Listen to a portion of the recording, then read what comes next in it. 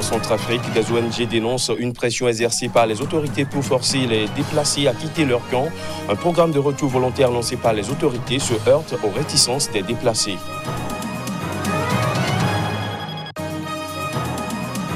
Au Cameroun, au moins 3 militaires camerounais ont été tués dans la nuit de samedi à dimanche lors d'une attaque dans la région de l'extrême nord du pays, une attaque revendiquée par Boko Haram.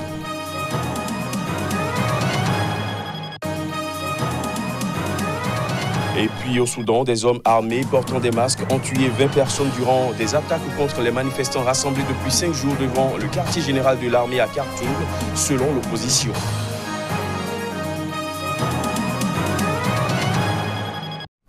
Voilà pour les titres, mesdames, messieurs, bonjour. Nous sommes le mercredi 10 avril de l'an 2019. Bienvenue à tous. En Centrafrique, un programme de retour volontaire lancé par les autorités et financé par l'ONU se heurte aux réticences des quelques 600 000 déplacés de quitter les sites où ils ont trouvé refuge. Des ONG qui dénoncent une pression exercée par les autorités centrafricaines pour forcer les déplacés à quitter leur camp, fustigent également un manque flagrant de planification pour soutenir sa population ou surveiller leur retour organisé par le gouvernement. Reportage.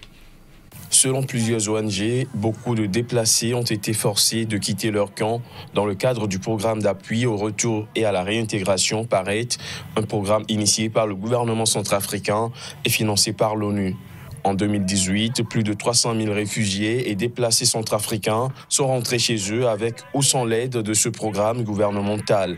Un rapport confidentiel d'une agence onusienne indique qu'à partir de la première quinzaine de décembre, le programme gouvernemental a distribué des enveloppes de 50 000 francs CFA aux déplacés du site Sangaris à Bambari pour les inciter à en sortir. Dans ce rapport, des témoignages pointent du doigt de présumées pressions des autorités locales pour pousser les déplacés à quitter le site. Un rapport publié en février par l'ONG Refugees International souligne également un manque flagrant de planification pour soutenir ces populations ou surveiller les retours organisés par le gouvernement. Des retours qui ne se feraient pas toujours conformément à la Convention de Kampala sur le droit des déplacés.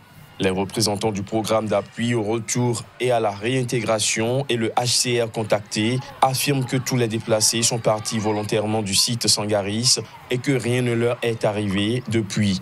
Pour justifier son empressement à fermer les camps, le gouvernement centrafricain a invoqué l'incapacité à protéger les sites de déplacement dans le pays. Au Cameroun, au moins 3 militaires camerounais ont été tués dans la nuit de samedi à dimanche lors d'une attaque dans la région de l'extrême nord du pays. Une attaque revendiquée par la faction de Boko Haram affiliée à l'État islamique qui affirme, elle, avoir tué et blessé au moins 20 militaires. Les détails. Boko Haram a attaqué samedi dans la nuit un poste de la force multinationale mixte, la coalition régionale engagée contre les djihadistes nigérians dans la zone de Sagmé.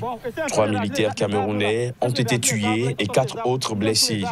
Petit village de l'extrême nord du Cameroun, Sagmé est séparé du Nigeria par une rivière dont l'eau se tarit en saison sèche, ce qui permet la traversée à pied d'une rive à l'autre.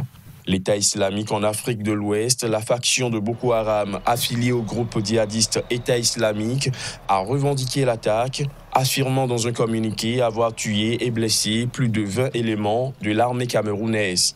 La région de l'extrême nord du Cameroun est régulièrement la cible d'attaques de Boko Haram, même si leur fréquence a sensiblement baissé ces derniers mois. Mi-mars, 3 civils ont été tués dans l'attaque d'une localité de la zone de Kolofata par des membres de Boko Haram.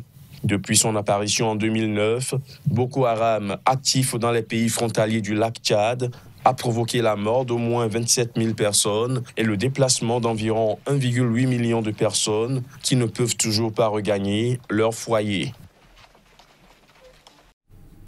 En Libye, le seul aéroport fonctionnel de la capitale Tripoli qui avait suspendu les vols après un raid aérien a rouvert hier mardi seulement pour les vols nocturnes.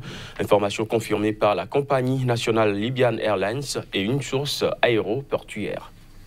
L'aéroport de Mitiga a fermé lundi après avoir été touché par une frappe aérienne des forces loyales au maréchal Haftar qui mène une offensive meurtrière contre la capitale libyenne. L'autorité de l'aviation civile a décidé la reprise des vols nocturnes seulement jusqu'à nouvel ordre, a indiqué ce mardi le porte-parole de Libyan Airlines. Il a indiqué que les premiers vols doivent ramener les voyageurs bloqués à l'étranger en raison de la suspension du trafic la veille. Une source aéroportuaire a confirmé cette reprise nocturne du trafic aérien sans donner plus de détails. Au moins 35 personnes ont été tuées depuis le début, le 4 avril, d'une offensive du maréchal Haftar contre la capitale libyenne, selon le dernier bilan communiqué par le ministère de la Santé. En plus des combats au sol, l'ANL ainsi que les forces rivales loyales au gouvernement d'union nationale basé à Tripoli et reconnues par la communauté internationale ont recours à des frappes aériennes.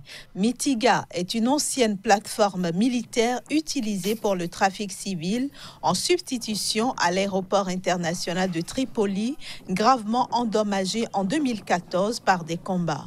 Depuis, seules les compagnies aériennes libyennes opèrent dans le pays, assurant des vols intérieurs et des liaisons régulières avec quelques pays, dont la Tunisie et la Turquie. Les compagnies libyennes sont interdites dans l'espace aérien de l'Union européenne pour des raisons de sécurité. En bref, au Soudan, des hommes armés portant des masques ont tué 20 personnes durant les attaques perpétrées contre les manifestants rassemblés depuis maintenant 5 jours devant le quartier général de l'armée à Khartoum. C'est ce qu'a affirmé le leader du principal parti d'opposition, Sadek Al-Mahdi, ancien premier ministre chassé du pouvoir par le président Omar El-Béchir en 1989 et désormais un des organisateurs des manifestations antigouvernementales, a affirmé que ces attaques ont eu lieu tous les matins depuis samedi quand des Soudanais ont commencé à se rassembler en masse devant le quartier général de l'armée. Restons au Soudan où des milliers de Soudanais se sont encore rassemblés hier mardi pour la 4e journée consécutive devant le quartier général de l'armée à Khartoum. C'était après avoir résisté à une tentative des forces de sécurité de les déloger à l'aide de gaz lacrymogène. Pendant ce temps, les ambassades occidentales sont montées au créneau. Selon elles, le pouvoir doit proposer un plan de transition crédible. Des précisions à travers ces images. Bravant l'interdiction de manifester, ils sont massés depuis samedi devant ce QG, dans ce qui constitue le rassemblement le plus massif depuis le début de la contestation du régime, il y a près de 4 mois. Lundi, la foule a exhorté l'institution militaire, qui n'est pas directement intervenue depuis le début des manifestations, à soutenir son mouvement et à discuter d'un gouvernement de transition pour remplacer le président Béchir. À cette heure, les intentions exactes de l'armée restent inconnues. Tôt mardi, les forces de sécurité du puissant service national de renseignement et de sécurité et la police anti-émeute qui mène la répression ont tiré des gaz lacrymogènes pour tenter de déloger les manifestants. Il y a des tirs intenses de gaz lacrymogène, après quoi l'armée a ouvert les portes du complexe pour laisser entrer les manifestants, a ajouté un des témoins. Quelques minutes plus tard, un groupe de soldats a tiré en l'air pour repousser les forces de sécurité qui faisaient usage de gaz lacrymogène, a-t-il indiqué. Un autre témoin a confirmé les faits alors qu'un journaliste de l'agence France Presse a lui-même entendu des coups de feu pendant quelques minutes.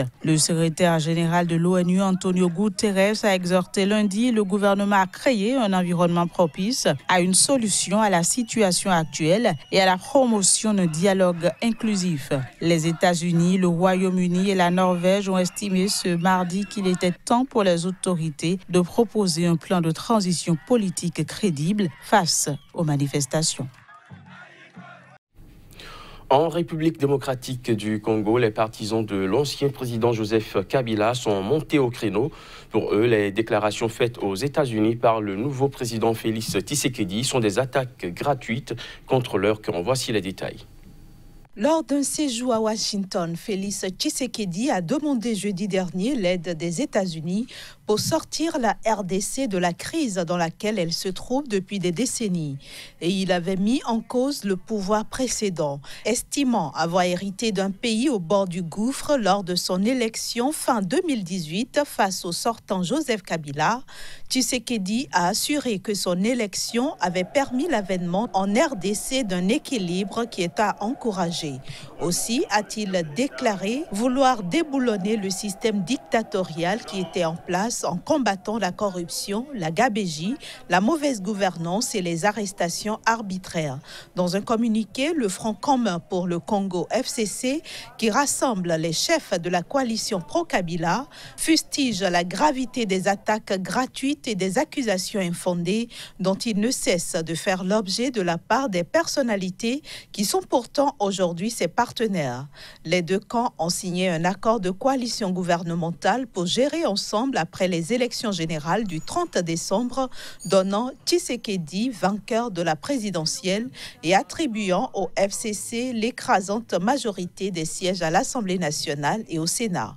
Le FCC regrette la teneur de certains propos militants tenus par le chef de l'État à l'occasion de cette visite aux États-Unis, indique le communiqué.